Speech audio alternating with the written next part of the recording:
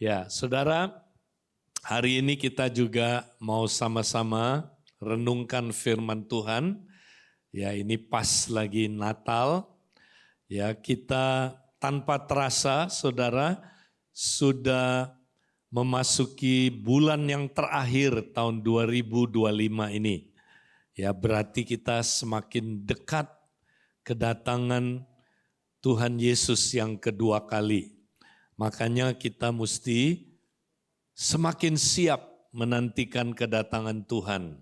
Kalau kita melihat tanda-tanda zaman yang ada, saudara, semakin meneguhkan bahwa hari-hari ke depan ini, saudara, kita memasuki masa yang sukar. Alkitab berkata ada masa yang sukar.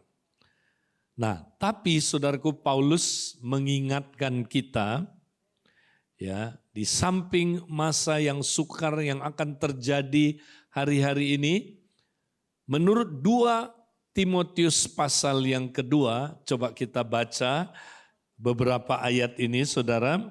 Saya singkat beberapa ayat ini. 2 Timotius 2 ayat 2 Timotius 3 ayat 1, 2, dan ayat yang kelima. Ya, kalau boleh kita baca, saya persingkat beberapa ayat ini. Nah, kita lihat di dalam ayat 1, saya mulai dulu, saudara. Demikian firman Tuhan, ketahuilah bahwa pada hari-hari terakhir akan datang masa yang sukar.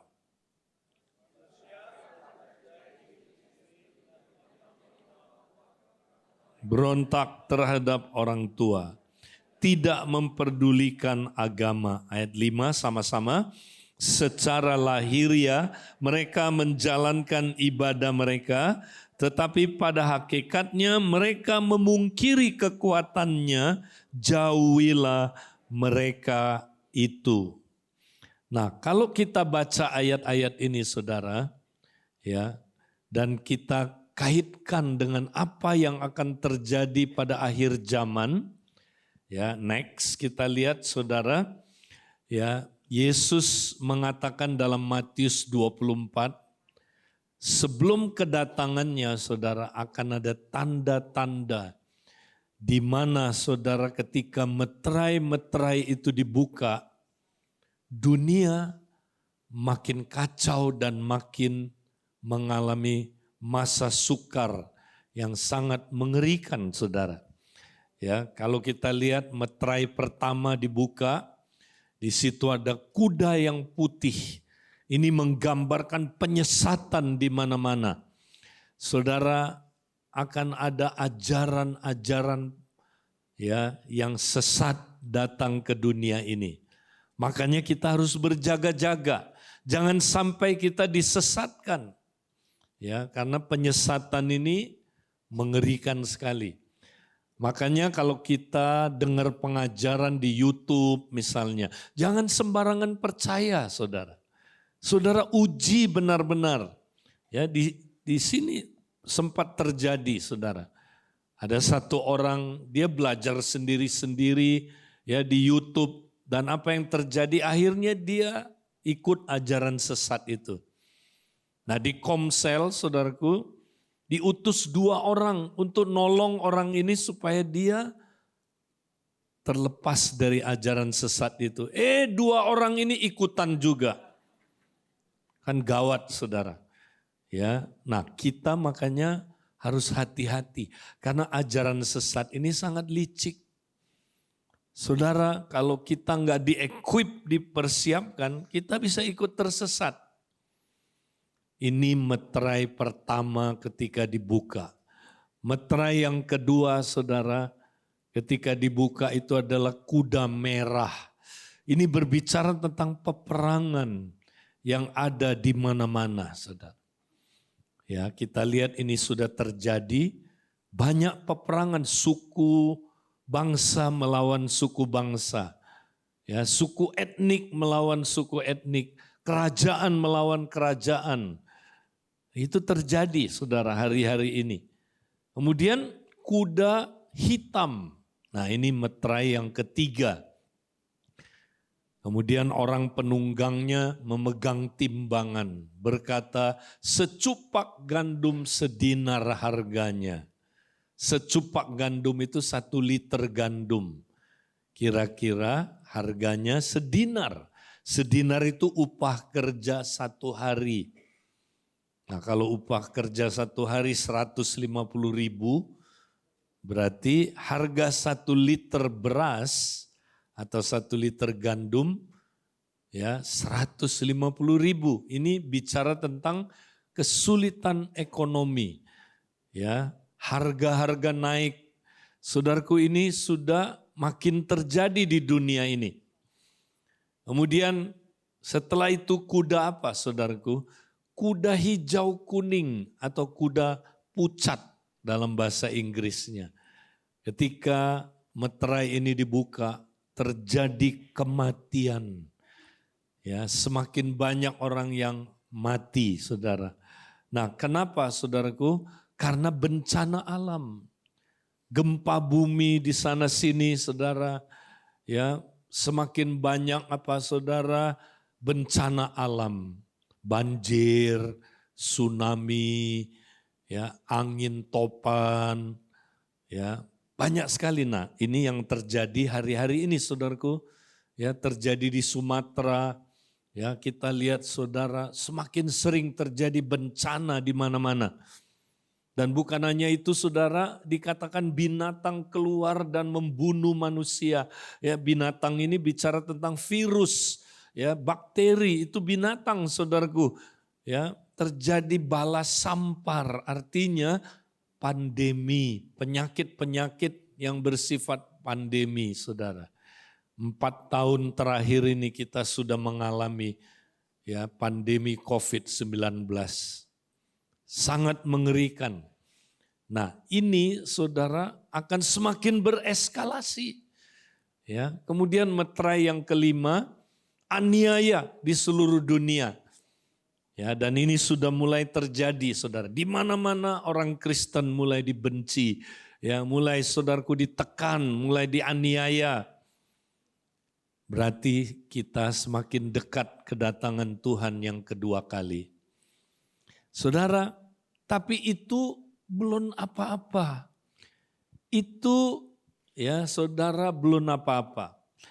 Tapi Paulus bilang, saudara, pada hari-hari terakhir akan datang masa yang sukar.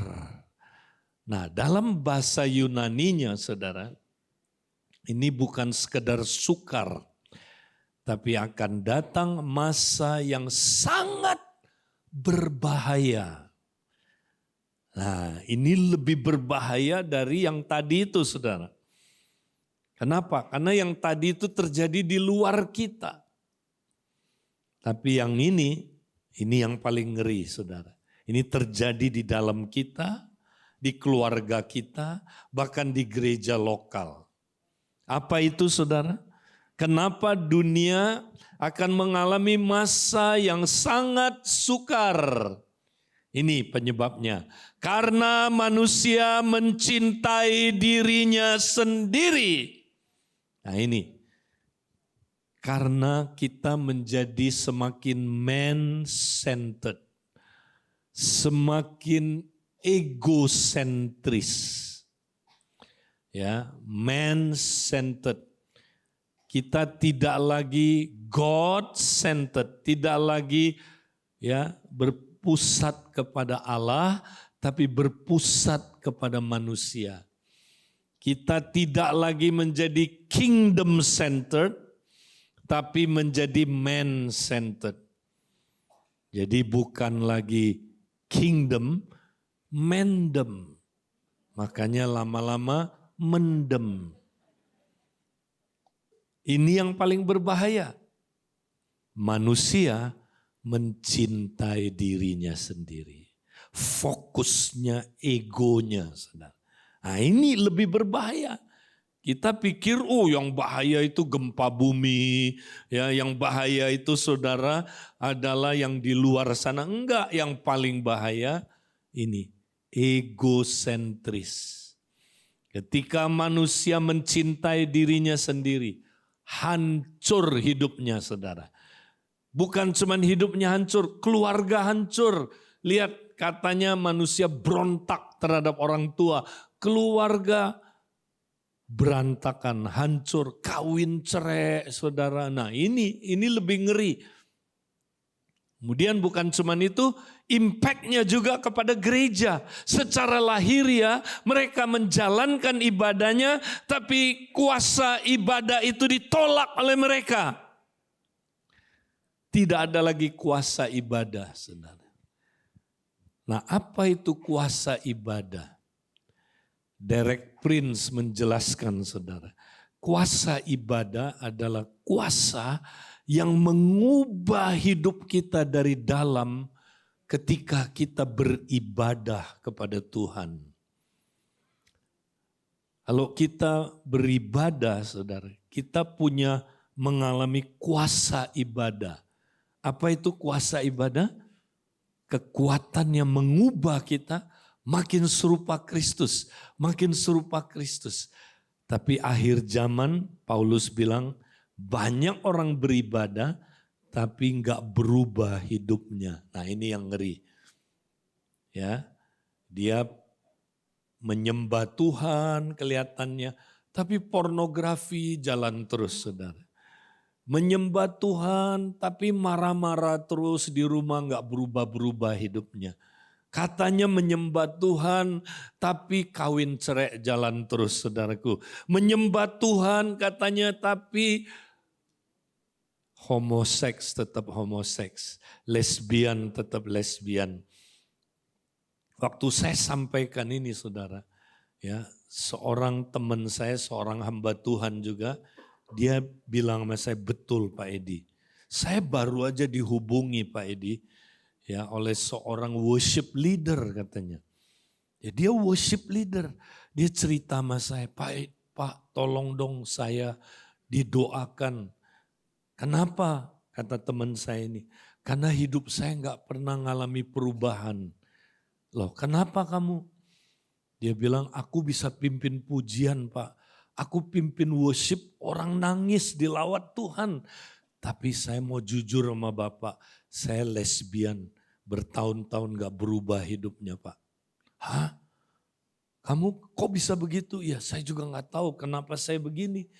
Dan teman-teman saya banyak katanya itu worship leader itu homoseks Pak. Tapi gak berubah hidupnya. Wah saya ngeri banget saudara. Dia bilang itu banyak di gereja-gereja banyak. Mereka nggak berubah hidupnya. Wow, cilaka saudara. Nah ini ngeri saudara. Ini lebih ngeri daripada gempa bumi. Ini lebih ngeri daripada saudaraku hal-hal yang tadi di luar sana. Makanya kita mesti perhatikan ini saudara. Jangan jadi self-centered. Kalau hidup kita berfokus ke ego, hancur hidup kita saudara. Nah makanya kita lihat saudara, kalau kita berfokus ke diri sendiri, coba next kita lihat saudara. Nah muncullah berbagai gangguan, ya gangguan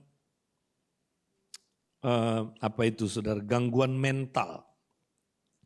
Generasi di bawah kita saudara, ya generasi anak muda, Gen Z, Gen Alpha, itu sedang mengalami ini sangat-sangat mengerikan saudara. Coba isunya anak muda sekarang apa? Mental health. Artinya mereka nggak sehat secara mental. Saudara teman saya seorang psikolog, dia bilang kalau manusia sekarang saudara yang kita anggap normal diukur kesehatan mentalnya saudara. Kita yang dianggap normal saudaraku, tapi kalau dibandingkan dengan standar kesehatan yang sesungguhnya, kita semua saudaraku masuk kategori gangguan mental. Coba lihat kiri kanan, lihat wajah kamu memang agak gangguan mental. Benar saudara, benar. Oh iya. Zaman saya nggak ada saudaraku yang kayak begini, saudara anak-anak muda sekarang. Benar, zaman saya nggak pernah dengar yang kayak gitu. Ada anak dari penatua kita, saudara, dia ngomong sama papanya, "Pak, kenapa teman saya semua minum pil antidepresi semua, Pak? Umur 12 tahun. Zaman saya nggak ada 12 tahun stres itu nggak ada, saudara. Sekarang 12 tahun udah stres. Mau bunuh diri. Kemarin sama Berry kita, ya saudara kita bikin youth young men camps. Ya, anak-anak muda kita kumpulin, saudara. Nah, itu anak muda ini cerita Berry setelah ya kita pulang mereka pada cerita. Tahu nggak mereka cerita gini, saya waktu umur 12 tahun udah pikir bunuh diri. Temannya bilang, oh kamu 12 tahun, saya 9 tahun udah pikir mau bunuh diri. Satu bilang, oh saya umur 6 tahun udah pikir mau bunuh diri. Bayangin saudara, zaman saya nggak ada umur 12 tahun pikir mau bunuh diri. Nggak ada, tapi sekarang itu biasa. Nah ini kenapa saudara? Karena manusia berfokus ke diri sendiri. Karena manusia mencintai dirinya sendiri.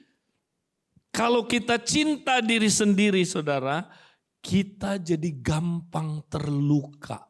Nah ini dia. Gampang terluka. Dikit-dikit terluka, dikit-dikit terluka. Banyak tuh. Nah kalau udah terluka penyakit macam-macam, penyakit mental macam-macam. Di antaranya ini ada apa ini saudara? Ya PTSD. Wah itu apa itu saudara? Post traumatic ya syndrome disorder. Ya ada banyak saudara. Stres, macam-macam stres. Penyakit jiwa ada schizophrenia, ada bipolar. Bipolar itu saudara, kalau lagi seneng dia seneng, tahu-tahu dia stres mau mati. Ya, pernah anggota Komsel kami saudara, kami nangis waktu saudara, tahu-tahu kami temukan dia gantung diri saudaraku mati. Dia suka bilang, kalau tanya jawab Pak Edi, ya kalau orang mati gimana ya? Dia kok tanya mati terus? Tahu-tahu satu hari dia benar-benar gantung diri saudara. Pertama dia gantung diri ketahuan sama PKS-nya. Dia keburu selamat, kedua kali saudaraku nggak keburu ketolong. Dia mati saudara. Dan anak dia saudara itu juga bipolar. Hanya kalau saudara yang bipolar dijaga banget saudara. Ya. Nah ini generasi kita ini generasi terluka saudara. Ya, kenapa mereka kayak begitu? Karena itu tadi fokus diri sendiri gampang terluka. Nah salah satu yang berkembang pesat ya dari penyakit-penyakit mental ini saudara adalah yang namanya NPD. Ya. Narcissistic Personality Disorder. Ya. Jadi orang narsistik itu gini, karena dia fokus mencintai dirinya terus, dirinya. Akhirnya dia saudara ya narsis, fokusnya ke diri. Nah orang lain itu nggak ada yang sebagus dia paling bagus di dunia ini. Dia paling benar saudaraku. Fokusnya ke dia. Orang lain itu saudaraku dihina dia. Orang lain itu saudaraku direndahkan nama dia. Orang lain itu saudaraku ya diabaikan nama dia. Dia tidak mencintai orang lain. Dia mencintai dirinya sendiri. Ini ngeri saudara. Hamba Tuhan juga ada yang kena. Ya. Nah kalau orang NPD saudara, kalau udah behavior sifatnya, ya kata teman saya psikolog nggak bisa sembuh lagi saudara. Tapi tidak ada yang mustahil bagi orang yang percaya. Amin. Yaitu kayak kanker. Kanker kan gak ada obatnya kecuali mujizat. Saudara, orang NPD, makanya saudara hati-hati. Ya, calon mantu saudara jangan sampai dapat NPD. Amsyong saudara. Benar. Saya punya teman saudara. Dia nggak hati-hati. Anak dia saudara agak independen memang. Ya, kenal satu pria. Pria ini saudara ternyata NPD. Tapi dia menampilkan begitu baik orangnya saudara. Begitu rohani. Di gereja aktif. Anak ini udah ngebet kawin saudara. Ya, begitu kawin hari ke-8 keluar gejala NPD-nya saudara. Anak ini ya, orang ini saudara istrinya diisolasi. Tidak boleh ketemu keluarganya saudaraku. Terus dibully terus saudaraku, dianiaya. Ya, waduh, mengerikan saudara. Dia kalau lagi marah dicekek istrinya saudara. Tapi dia bisa tampilin wajahnya begitu baik. Orang yang begitu baik. Tapi dia NPD ternyata. Nah makanya hati-hati saudara. Kita sedang hidup di masa yang amat berbahaya. Ya, untung saudara. Ceritanya singkatnya untung. Tuhan kirim satu orang saudara. Selamatkan anak ini. Nggak jadi kalau nggak dicekek mati itu saudara. Ya, nah saudara lebih baik prevention is better than cure. Lebih baik kita disembuhkan dari dicegah. Ya, lebih baik pencegahan daripada penyembuhan. Makanya saudara kita mau belajar. Ya, gimana kita supaya enggak gampang terluka, saudara. Saudara, sekali lagi, kenapa kita gampang terluka? Karena kita fokusnya mengasihi diri sendiri. Nah, saya ya suka kata-kata bahasa Inggris, orang yang terluka itu apa, saudara? Take offense. Ya kan bahasa Inggrisnya take offense. Nah, Barry maju ke depan Ber. Ini ilustrasi aja ya. Ber berdiri situ Ber. Nah, saudara orang yang mencintai dirinya kenapa gampang terluka? Misalnya Barry panah saya Ber. Nah, kalau saudara dipanah, kalau saudara normal, saudara lakukan apa? Ya menghindar atau tangkis ya kan? Tapi kalau orang yang mencintai dirinya, ya, dia bukannya menghindar, dia take offense. Ngerti saudara? Panah lagi. Take offense. Ya, panah lagi. Take offense. Ya, jadi panahnya makin kenceng. Panah lagi. Take offense. Panah Kak Billy. Nah, panahnya Kak Billy dia tangkap. Ya, saudara pernah lihat orang ini berantem sama ini yang luka sini. Pernah lihat? Nah, bilang sama sebelahnya, saya kenal orang itu bilang. Itulah orang yang take offense, saudaraku. Ini berantem sama dia, yang ini dia yang luka. Ngerti, saudara? Itu orang yang gampang terluka ya, terima kasih. Nah, saudara, ini era kita banyak luka. Suami melukai istri, istri melukai suami. Ya, orang tua melukai anak, anak melukai orang tua. Apalagi penatua saling melukai. Ya, penatua melukai jemaat, jemaat melukai penatua. Sesama anggota komsel saling melukai. Nah itu, ini yang terjadi saudara. Makanya ancur-ancuran gereja sekarang. Saya udah keliling dunia saudara, kemana-mana.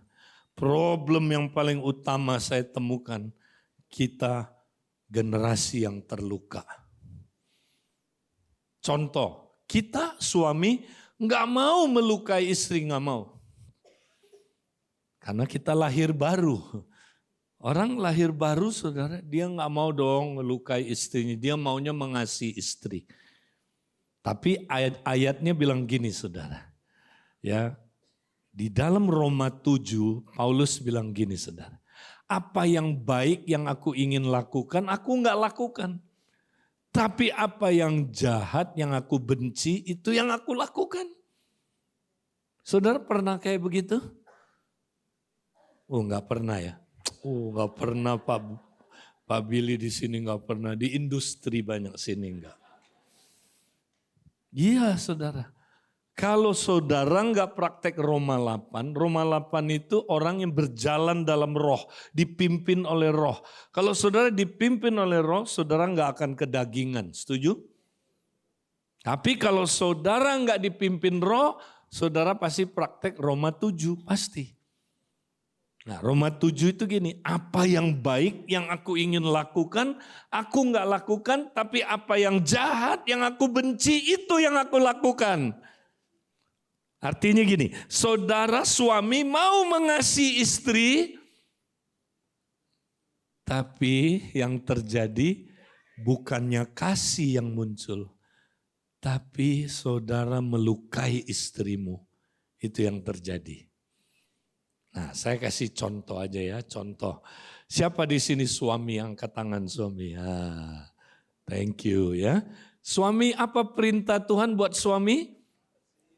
Hai suami-suami, kasarilah istrimu, amin. Oh enggak. Apa? Kasihilah istrimu. Suami, engkau mau mengasihi istri?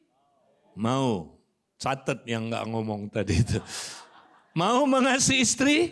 Mau. Nah sekarang kita cross check sama istrinya. Istri, apakah engkau berasa dikasihi oleh suamimu? Ini beda. Istrinya bilang, saya tahu suami saya mau mengasihi saya, tapi enggak berasa. Terus saya tanya, rasanya apa? Rasanya suami saya melukai saya terus. Kata-katanya melukai saya, perbuatannya melukai saya. Udah itu enggak sadar lagi Pak ini.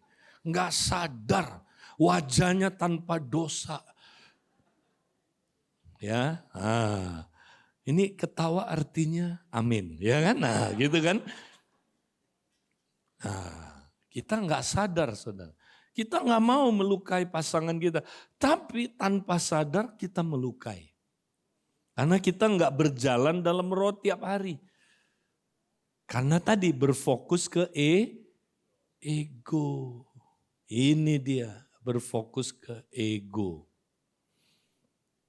Oke, nah sekarang ya siapa istri? Coba angkat tangan istri. Bagus istri-istri, puji Tuhan. Apa perintah Tuhan buat istri? Hai istri-istri, tanduklah suamimu. Salah ya. Apa? Tunduk kepada suamimu dan hormat. Ya, saya mau tanya istri-istri, engkau mau nggak tunduk dan hormat kepada suami? Mau nggak? Mau. Nah sekarang kita cross check tanya suaminya.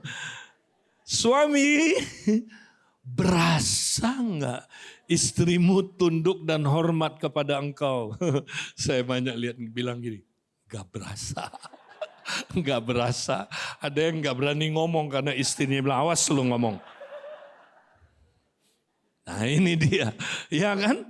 Nah itu, saudara kita istri mau tunduk, mau hormat, tapi yang terjadi kita tidak tunduk dan tidak hormat. Kenapa? Karena Roma 7 tadi kita dikuasai atau kita berjalan mengikuti daging. Nah akhirnya suami melukai istri, istri melukai suami. Nah, gawatnya kita nggak sadar, saling melukai. Ya, istri saya dulu, saudara, ini sebelum pulih, ya, dia mau tunduk sama saya, dia mau hormat sama saya, tapi seringkali dia dipimpin daging, ya. Nah, ini contohnya aja, saudara. Nggak tahu saudara pernah begini nggak? Ya, kita ini di airport, saudara mau menuju ruang tunggu di pesawat kan. Nah, saya jalan dulu, biasanya saya cari tempat yang enak buat duduk. Kalau saya udah ketemu, saya bilang, sayang, kita duduk sini ya. Kalau istri saya nggak setuju, saudara. Dia lihat tempat itu, dia nggak setuju, dia bilang begini. Waduh. Dia menganulir keputusan saya, saudara. Saya akhirnya kayak kerbau dicucuk hidungnya, saudara. Saya ikutin dia. Oh, di sini nggak begitu ya Pak Billy ya? Enggak, nggak ada yang ngaku. Itu yang terjadi, saudara. Nah itu. Pengen tanya, itu melukai nggak suami? Melukai. Sama, suami mau mengasihi istrinya, tapi end up melukai dia. Nah, ini terjadi, saudara. Nah, gawatnya gini, saudara. Kita luka-luka itu kita simpan. Begitu dalam sampai akhirnya, saudara, kita hubungannya mulai enggak enak. Ya, mulai tidak ada lagi emotional connection yang baik. Hatinya udah pisah. Lama-lama karena pisah hati, lama-lama pisah ranjang, pisah kamar, pisah rumah, pisah keluarga. Udah cerai, saudara. Nah, ini penyebabnya, saudara. Karena kita saling melukai tanpa sadar dan tidak sembuh-sembuh hubungannya. Orang tua sama anak sama, saudara. Kita melukai anak kita, saudara, terus-terusan. Dan kita nggak sadar, saudara, dan nggak pernah bikin beres. Anak kita terluka. Nah, ini sebab tadi itu yang macam-macam gangguan mental datangnya dari luka. Dibuat riset, saudara. Kenapa anak muda kita ya begitu banyak gangguan mentalnya, saudara? Karena dari orang tua. Orang tua tidak pernah memuridkan anak-anak kita. Orang tua tidak care sama anak-anak kita. Anak-anak kita terluka, saudara. Akhirnya mereka meninggalkan Tuhan. Ya, akhirnya mereka meninggalkan gereja. Ya, akhirnya mereka terluka, saudara. Banyak sekali. Ada satu ayah nggak pernah peduli sama anaknya, saudara. Dia pelayanan sibuk terus. Anaknya belajar sendiri-sendiri, saudara, di YouTube. Satu kali anaknya kena ajaran sesat, saudara. Kena ajaran sesat. Ya, dia mulai ritual-ritual sendiri di kamarnya, saudara. Udah ikutin ajaran sesat itu, saudara. Waduh, papanya datang sama saya, kaget. Papanya bilang, Pak Edi, anak saya, dari kecil saya tanemin firman Tuhan. Kenapa dia bisa begini? Dia kena ajaran sesat, Pak Edi. Pak Edi tolong doakan saya. Dia sampai satu hari, saudaraku, begitu stres. Lebih baik saya mati aja, katanya. Dia mau tabrakin mobil dia, saudaraku, masuk aja ke sungai biar mati aja. Karena dia orang penting di gereja. Anaknya kena ajaran sesat, saudara. Ya, karena Alkitab bilang begitu kan, saudara. Matius 24, ya, pada akhir zaman banyak orang akan murtad. Nah, kata murtad itu terluka, saudara. Many will be offended. Ya, banyak orang akan terluka dan saling menyerahkan dan saling membenci. Dan banyak nabi palsu akan datang menyesatkan banyak orang. Siapa banyak orang itu? Orang yang terluka itu, saudara. Jadi orang yang terluka, lihat, itu pasti kena, saudara, ajaran sesat. Ya, dia kena, saudara. Kemudian saya kasih tahu dia, kamu pernah nggak datang sama anak kamu? Ya, kamu bangun hubungan, kamu pernah nggak minta maaf sama anak kamu? Datangi dia. Saya belum pernah, Kak. Ya, oke, lakukan ini. Kamu datang sama anak kamu, tanya dia 2 pertanyaan. Dan lakukan 1 tindakan simpel. Kamu tanya dia, nak, pernah nggak papa melukai kamu? Menyakiti kamu? Kata-kata papa atau perbuatan papa? Pernah nggak? Kalau dia bilang pernah, dengerin. Bilang begini, coba kamu ceritakan kalau ada kata-kata papa, perbuatan papa melukai kamu, papa pengen tahu. Cerita, papa nggak akan bantah. Papa nggak akan klarifikasi dulu. Papa nggak akan lakukan apapun, papa akan dengerin kamu. Dengerin anak kamu dengan hati yang rendah. Dengerin anak kamu dengan hati yang tulus. Jangan bantah, jangan klarifikasi dulu, jangan lakukan ya serang balik dia. Kamu dengerin. Saudara, akhirnya dia lakukan, saudara. Saudara, waktu dia lakukan itu, anaknya nangis, saudara. Anaknya nangis. Dia tulis di Facebooknya, saudara. Untuk pertama kali, Papa mau dengerin saya tanpa dibantah. Tanpa Papa kasih kuliah. Dia dengerin, saudara. Terus, kamu lakukan terus itu ya. Lalu saya melakukan peperangan rohani. Kami hancurkan roh penyesat yang menyesatkan anaknya ini, saudara. Saudara tahu, setelah dia lakukan terus dengan anaknya dan dengan istrinya, anaknya tiba-tiba berbalik, saudara. Dan anaknya tiba-tiba bilang begini, "Pak, aku mau dong papa yang ngajarin aku sekarang. Papa, tolong ajarin aku firman Tuhan."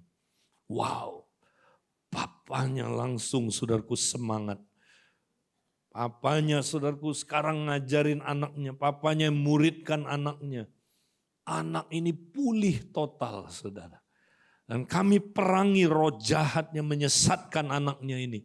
Dan dia lepas dari pengajaran sesat ini, saudara.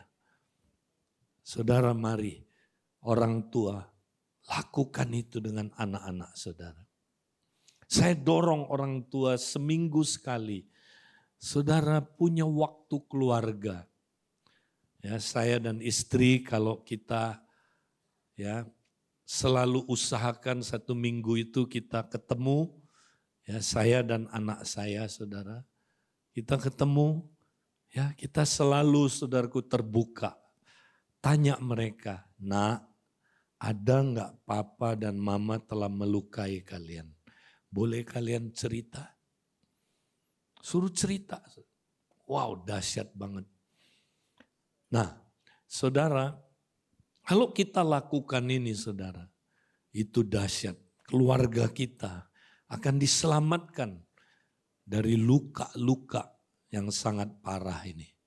Saudara, nah sekarang saya mau sampaikan, saudara, apa jalan keluarnya kalau kita luka, kalau kita menghadapi masalah yang begitu rumit di akhir zaman ini, saudara. Nah, kita bersyukur, kita mau baca 1 ayat aja. Ini adalah ya jalan keluar yang disediakan Tuhan buat kita, saudara. Ini adalah message Natal, saudara. Tidak lama lagi kita akan merayakan Natal. Nah, saya mau bacakan Yesaya 9 ayat yang ke-5. Sebab seorang anak telah lahir untuk kita. Seorang putra telah diberikan untuk kita. Lambang pemerintahan ada di bahunya. Dan namanya disebut orang penasehat ajaib, Allah yang perkasa, Bapa yang kekal, Raja damai. Saudara, Tuhan tahu dunia ini dikuasai oleh kegelapan. Tapi saudaraku, di tengah kegelapan ada harapan buat manusia, saudara. Yesus datang ke dunia ini, saudara. Dia lahir sebagai seorang anak yang dilahirkan. Saudara, dia datang menjelma jadi manusia, saudara.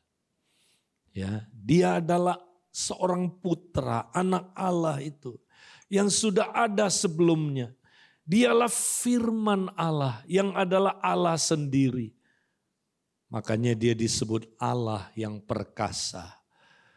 Saudara, dia datang ke dunia ini memberikan kita solusi buat kehidupan kita. Karena dunia ini telah dikuasai oleh kegelapan, saudara. Dan kita manusia berfokuskan kepada diri kita sendiri. Kita hidupnya terluka, hancur-hancuran. Hidup dalam kondisi yang sangat mengerikan. Tapi Tuhan datang, saudara, memberi kita solusi. Dia datang sebagai apa, saudara? Penasehat ajaib. Dia adalah Allah yang perkasa. Bapa yang kekal dan Raja damai itu. Saudara, hari ini apa persoalan saudara? Apa masalah saudara? Yesus bisa menyelesaikannya, saudara. Karena dia adalah penasehat ajaib itu, saudara. Nah, minggu lalu, saudara, ya Pak Budi menyampaikan bahwa persoalan kita, saudara, yaitu seperti diumpamakan, ya, ada asap, ada api, dan ada bahan bakar. Ya, kita, saudaraku, yang kena masalah, seringkali kita bingung apa penyebabnya masalah kita, saudara. Dan di dunia ini, saudara, hari-hari ini masalah hidup manusia begitu kompleks. Begitu membingungkan. Gak pernah ada di zaman saya, saudara, umur 12 tahun pikir mau bunuh diri. Gak pernah ada. Begitu kompleks hidup ini, saudara. Karena akhir zaman. Begitu seperti benang kusut masalah hidup manusia. Siapa yang bisa memberi kita solusi, saudara? Kita bersyukur ada penasehat ajaib. Dia bukan penasehat biasa, dia penasehat yang ajaib, saudara. Dia bisa memberikan kita nasihat yang ajaib, yang di luar kemampuan manusia. Saya ngalamin itu, saudara. Saya ngalamin. Ya, di keluarga saya. Saudara jangan pikir keluarga hamba Tuhan, ya, nggak ada masalah. Oh, ada masalah, saudara. Saudara, saya punya anak yang kedua. Saya pernah cerita kisah ini. Saya melukai anak saya yang kedua tanpa sadar, saudara. Memang di kandungan, waktu anak saya lahir, saudara, dia udah sempat tertolak. Saya ingat waktu dia lahir, saudara, masuk ke lift. Saya lihat dia digendong suster, dia lihat saya begini. Memang saya sempat menolak dia dalam kandungan, saudara. Tapi saya berusaha rekonsiliasi dengan dia bertahun-tahun, gak sembuh-sembuh, saudara. Sampai kami mengerti pelajaran ini, saudara, inner healing. Kalau kita datang kepada penasehat ajaib, hanya dia yang sanggup menyembuhkan luka-luka kita. Nah, saya waktu anak saya umur kira-kira 13-14 tahun, saudara. Dia badannya gedut. Ya, karena kebanyakan makan, mamanya kasih dia obat supaya apa saudara, dia nafsu makannya besar. Ya dia jadi gendut saudara. Wah, umur 13-14 tahun dia udah beratnya kira-kira 103 kilo. Kira-kira khawatir nggak kalau kita saudara orang tua khawatir. Jadi, nah saya nggak sadar saudara, tiap kali ketemu dia, Daniel, timbang. Jadi kata kuncinya timbang.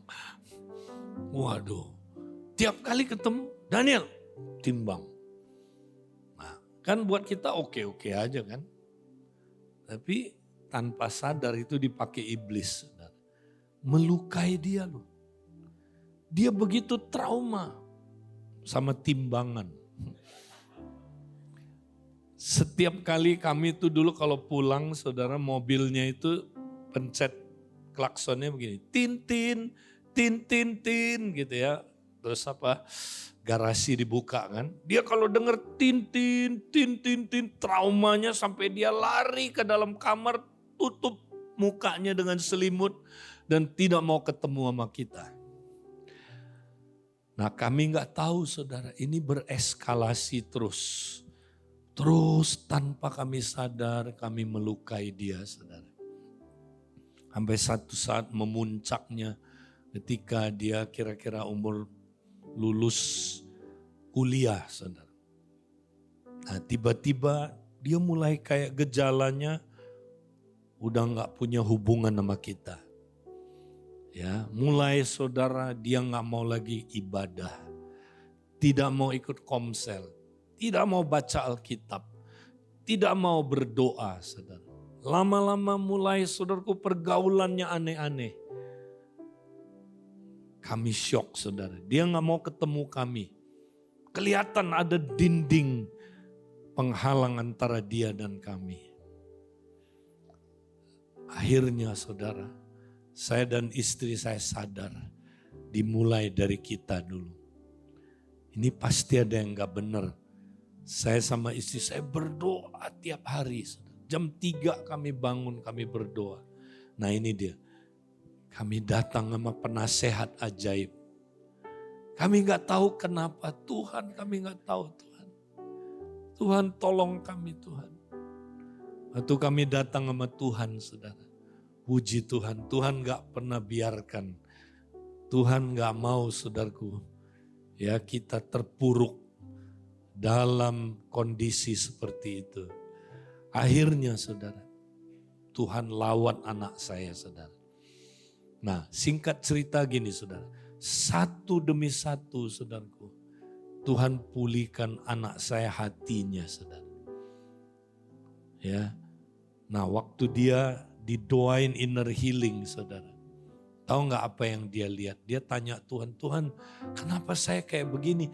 Sampai anak saya itu bilang, Pak saya sebelum dipulihkan, saya nggak punya empati sama orang. Saya itu merasa kayak ya nggak diterima sama dunia ini. Saya tolak semua orang. Jadi kalau ada orang bilang sama dia gini, Den, ku kenalin nama kamu ya orang ini ya. Dia lihat, kalau dia nggak suka orang ini, dia bilang enggak ah. Kenapa? Seluruh tubuhku menolak dia katanya. Coba bayangin saudara, dia bilang gitu. Dan dia nggak punya empati saudara. Dan yang ngeri saudara, kalau orang terluka, dia nggak bisa jatuh cinta sama orang, nggak bisa. Dia nggak punya empati saudara. Dan dia nggak pernah peluk saya saudara. Dengan penuh kasih, nggak pernah. Ada jarak saya merasakan. Nah waktu kami praktek ini saudara. Ya pembinanya menolong dia, pemuridnya. Dan tanya sama penasehat ajaib kita. Kenapa kamu begitu tertolak orangnya? Tanya yuk. Dia tanya, Tuhan Kenapa Tuhan? Saya seperti ini Tuhan. Tiba-tiba dia lihat timbangan. Timbangan. Dan Tuhan ngomong sama dia, kata-kata papa kamu itu melukai kamu. Dia lihat saudaraku. Nah singkat cerita, dia hari itu saudara, dia menangis, dia dilawat Tuhan. Dia ampuni saya saudara. Dan dia waktu ampuni saya saudara, baru keluar semua. Nah itu yang Pak Budi kemarin sampaikan. Ya, dari asap ketemu apa? Apinya saudara. Kemudian dari apinya itu saudara, ya ketahuan apa bahan bakarnya. Apa kepercayaan-kepercayaan salah yang masuk dalam dirinya. Akhirnya pembimbingnya bantu dia saudara menemukan ya kepercayaan-kepercayaan salah ini, terus dibuang, terus dia disuruh mengampuni saya oleh Tuhan. Dan hari itu saudara, dia alami terobosan yang luar biasa. Kemudian dia datang sama saya saudara. Dia merendahkan hati dan dia peluk saya saudara. Itu pertama kali dia peluk saya merasakan kasih. Dan habis itu saudara, dia nonton film seri namanya New Amsterdam. Saudara. Dia bilang, Pak, saya biasanya nonton film biar filmnya menyentuh, saya enggak tersentuh. Tapi hari itu saudara, dia nonton tiap episode, dia tersentuh nangis.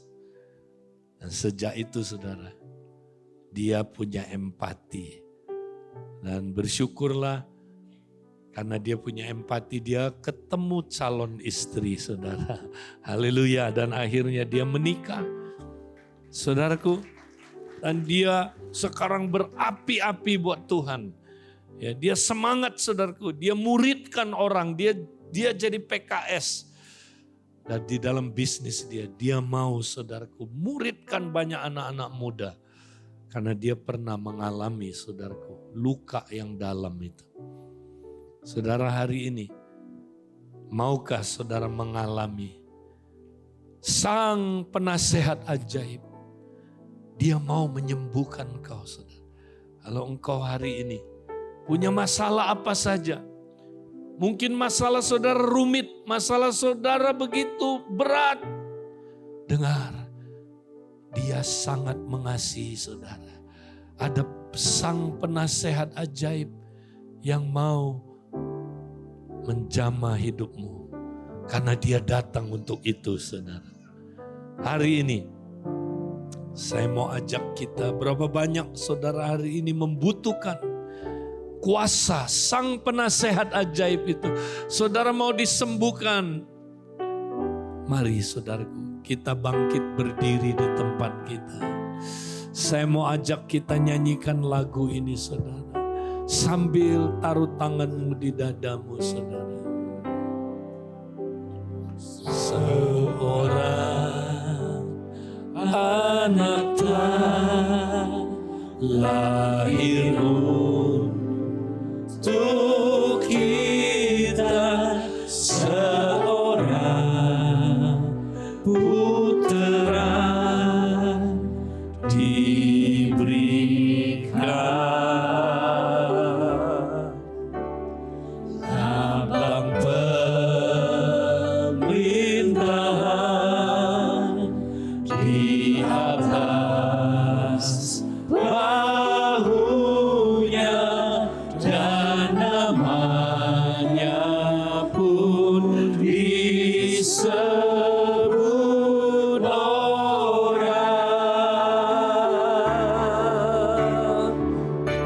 penasehat ajaib, Allah yang perkasa, Bapa yang kekal, Raja damai, Raja damai. Oh, sambutlah dia,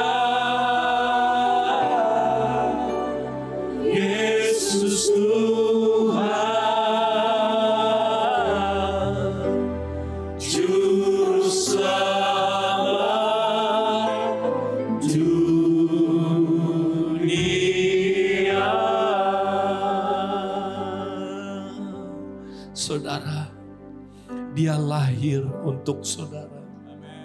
Sebab dikatakan seorang anak diberikan pada kita, seorang putra diberikan kepada kita.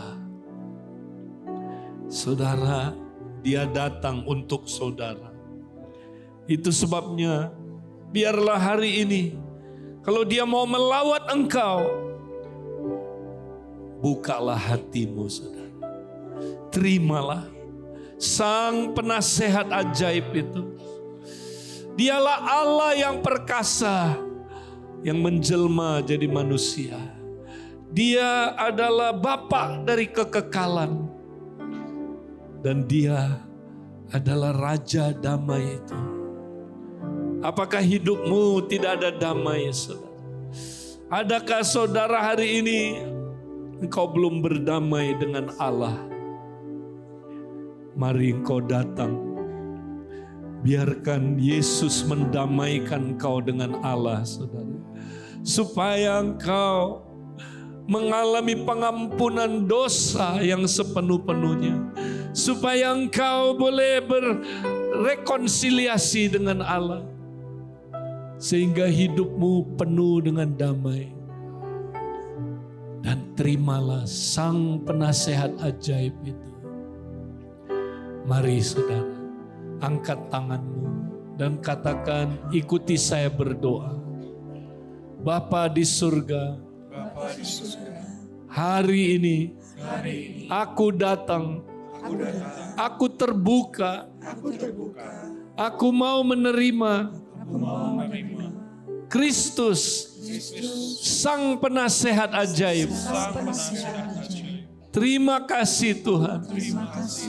Kau mau memberikan aku nasihat yang ajaib itu. Sembuhkan aku, pulihkan aku dalam hubungan dengan keluargaku, hubungan dengan orang lain. Terima kasih Tuhan. Dalam nama Yesus, aku terima damai itu selama-lamanya. Mari kita nyanyikan lagu ini sekali lagi, saudara. Seorang anak telah lahir untuk kita, seorang putera diberikan.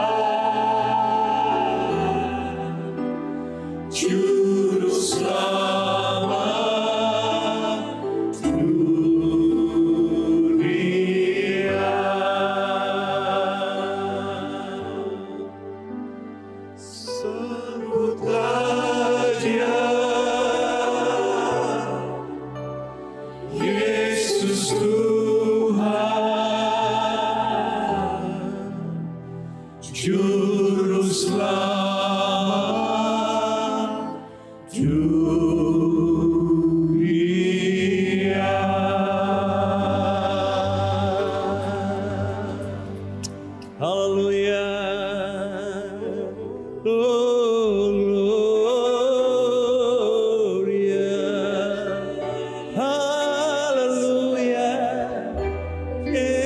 Yesus Tuhan, datanglah, memerintahlah selamanya dalam hidup kami.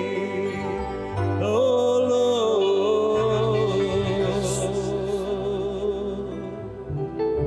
Allahku yang perkasa,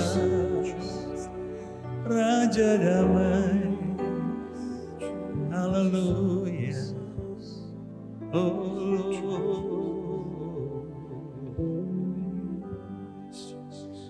terima kasih Tuhan. Ya Roh Kudus menolong kami untuk terus kami mengingat apa yang kami boleh dengar pagi hari ini. Engkau Yesus telah datang 2000 tahun yang lalu. Engkau menderita bahkan sampai mati di kayu salib. Supaya kami yang hari ini mengaku Engkau Yesus adalah Tuhan dan Juru Selamat kami. Kami diselamatkan, kami disembuhkan, kami dibebaskan dari kuasa dosa, bahkan dari kuasa maut. Terima kasih Tuhan.